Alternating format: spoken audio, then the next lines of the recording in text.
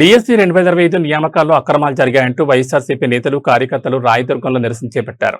Party నియోజకవర్గ incharge మెట్టు గోవిందరెడ్డి ఆధ్వర్యంలో భారీ ర్యాలీ నిర్వహించారు. వినాయక కూడలి నుంచి ప్రారంభమైన ర్యాలీ ప్రధాన వీధుల మీదుగా కొనసాగింది. అనంతరం ఆరణి అతిథి గృహం వద్ద వైఎస్ఆర్ విగ్రహానికి పూలమాలలు వేసి నివాళులర్పించారు. ప్రభుత్వానికి వ్యతిరేకంగా నినాదాలు చేస్తూ నాయకులు తమ నిరసన వ్యక్తం చేశారు. డిఎస్సి నియామకాల్లో అర్హులైన అభ్యర్థులకు అన్యాయం జరిగిందని వైసీపీ నేతలు ఆరోపించారు. నియామకాలపై సిబిఐతో సమగ్ర విచారణ జరిపించి వాస్తవాలను వెలుగులోకి తీసుకురావాలని డిమాండ్ చేశారు. ఈ వ్యవహారానికి బాధ్యత వహిస్తూ మంత్రి నారా లోకేష్ రాజీనామా చేయాలని కోరారు. విద్యార్థులు, నిరుద్యోగుల సమస్యలను కూడా ప్రభుత్వం పరిష్కరించాలని, పెండింగ్ లో ఉన్న ఫీజు రియంబర్స్మెంట్ బకాయిలు చెల్లించాలని డిమాండ్ చేశారు. తమ డిమాండ్లపై ప్రభుత్వం స్పందించకపోతే ఆందోళనను మరింత ఉధృతం చేస్తామని వైసీపీ నేతలు హెచ్చరించారు. దగా డిఎస్సీ అని అంతా జనాల్లో తెలిసిపోయింది కాబట్టి దాంట్లో ఏం జరిగిందంటే అర్హులైన కాకుండా అనర్హులకు రావడం జరిగింది. ఎందుకంటే దాంట్లో ఏమంటే వాళ్ళు ఏదైతే కంట్రాక్ట్ బేసిన ఉద్యోగులకి ఆ జవాబుదారీ ఇచ్చింది కాబట్టి కంట్రాక్ట్ కాదు ఎప్పుడు కూడా కంట్రాక్ట్ చేసిన ఉద్యోగులకి రెస్పాన్సిబిలిటీ పెద్దగా ఇవ్వకూడదు కాబట్టి ఇచ్చి వాళ్ళంతా లూపోళ్ళు అంతా బయటకు పెట్టేసి అదేవిధంగా దాంట్లో అవకతవకలు జరిగిన దాంట్లో ఎటువంటి అనుమానం లేదు. అదేవిధంగా స్పోర్ట్స్ కోటా కింద దాదాపు 2% ఉంటే జీవో నెంబర్ 4 జీవో నెంబర్ 47 ఇచ్చేసి 2% 3% చేసి ఎగ్జామ్ రాసి ఇవ్వాలని ఉంది అందరికి కూడా. అది కొంచెం ఎగ్జామ్ కూడా రాయకుండానే వాళ్ళందరికీ ఇవ్వడం జరిగింది. దాంట్లో పెద్దగా అవకతవకలు జరిగింది, డబ్బులతోని ఇవ్వడం జరిగిందని ప్రపంచమే రాష్ట్రం అంతా కోడే కూర్చోం కాబట్టి అది కూడా అది జరుగుతుంది.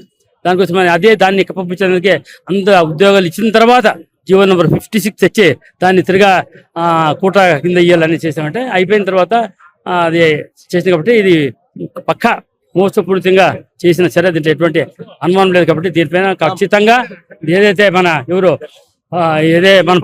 నీట్ పేపర్ లీక్ అయిందని వస్తున్నాం దాని మీద ప్రధాని ఏదైనా సెంట్రల్ మినిస్టర్ రాజీనామా చేసినాడు. అదేవిధంగా ఇక్కడ లోకేష్ గారు కూడా విద్యాశాఖ మంత్రి అంటే ఆయన కూడా ఈ యొక్క దీనికి సిబిఐకి అప్పగించి ఆయన యొక్క నిజత్వాన్ని అంటే నిరూపించవలసిన అవసరం ఉందని తెలుపుకుంటూ దానికోసమని అవకతవకలు జరిగిన కాబట్టి ఆయన కూడా పదవికి రాజీనామా చేయాలని మాకు డిమాండ్. అదేవిధంగా విద్యా ఫీజు రియంబర్స్మెంట్ కానీ విద్యా దీవెన కానీ విద్యా వసతి కానీ ఈ కార్యక్రమం దాదాపు 9,100 కోట్లు ప్లస్ 11 అంటే 10,000 కోట్ల చిల్లర రూపాయలు ప్రభుత్వం బాకీలు పడింది. విద్యార్థులు చాలా ఇబ్బంది కలుగుతా ఉంది. వాళ్ళకి సర్టిఫికేట్ ఇస్తే ఎంత చదువుతా ఉన్నాం అంటే విద్యార్థుల లోకం చాలా ముఖ్యమంటే మనం అంటాం జంజీ అంటే విద్యార్థులే కాబట్టి విద్యార్థులకు అన్యాయం జరుగుతుంది కాబట్టి ఖచ్చితంగా విద్యార్థుల్లో అవగాహన కల్పించడానికి మేమంతా గట్టిగా ప్రయత్నం చేస్తాం. దానికోసమని ఏదైతే నిధులు ఖచ్చితంగా ఇచ్చి సహాయం చేయాలి ఎవరికి విద్యార్థులందరికీ.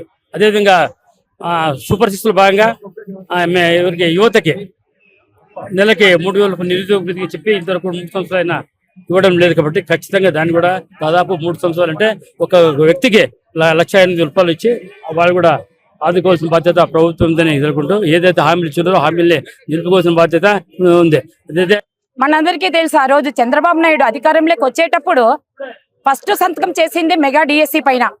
మెగా డిఎస్సిని కాస్త దగా డిఎస్సి చేసి రాత్రికి 2% ఉండే జీవోని 3% చేసి ఆ జీవోని మళ్ళీ రాత్రే క్యాన్సిల్ చేయాలంటే దాంట్లోనే తెలుస్తుంది కదా మనకు అందరికీ కూడా.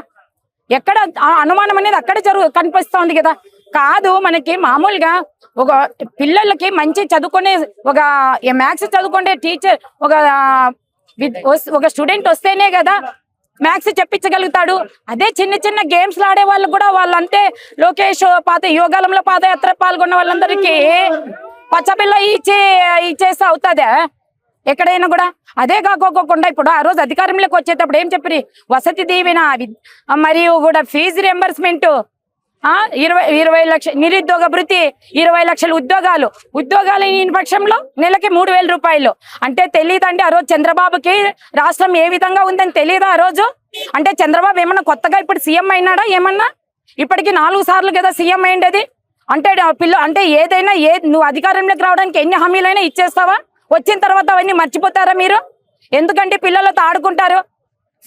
ఫీజు రియంబర్స్మెంట్ చెల్లించక పిల్లలు ఇంటికి వాపస్ వస్తున్నారు పిల్లలు.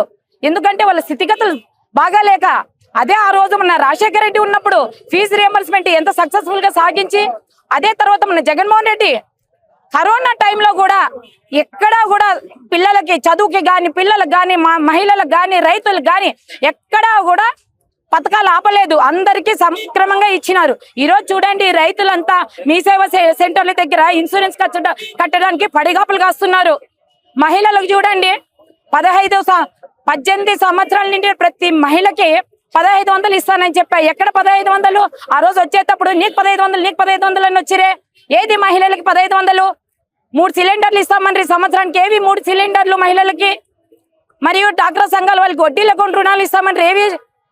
తర్వాత 3 లక్షల నుంచి 10 లక్షల వరకు వడ్డీ లేని రుణాలు ఇస్తామంటారు మహిళలకు. ఎక్కడ? అంటే మీరు అధికారంలోకి రావడానికి ఎంతమందినైనా మోసం చేసి మీరు అధికారంలోకి వస్తారా? వచ్చిన తర్వాత ఇచ్చిన హామీలు మర్చిపోతారా మీరు? కానీ ఇది మా వైఎస్ఆర్సీపీ తరపున మీరు చెప్పిన పథకాలన్నీ నెరవేర్చే వరకు మేము ఇలానే ఉద్యమిస్తుంటాం. మా ప్రజల తరపున, మా మహిళల తరపున, మరియు మా రైతుల తరపున, ప్రతి ఒక్క తరపున మేము పోరాటాలు చేస్తూనే ఉంటాం. ఎక్కడా కూడా మా పోరాటాలు ఆగవు. ఈ రోజు జిల్లా స్థాయి, తాలూకా స్థాయి, రేపు మరియు జిల్లా స్థాయి, రాష్ట్ర స్థాయి జరిగే వరకు ఎక్కడ కూడా తెలుగుదేశం గవర్నమెంట్, కూటమి ప్రభుత్వం మేము వదిలే ప్రసక్తే లేదు.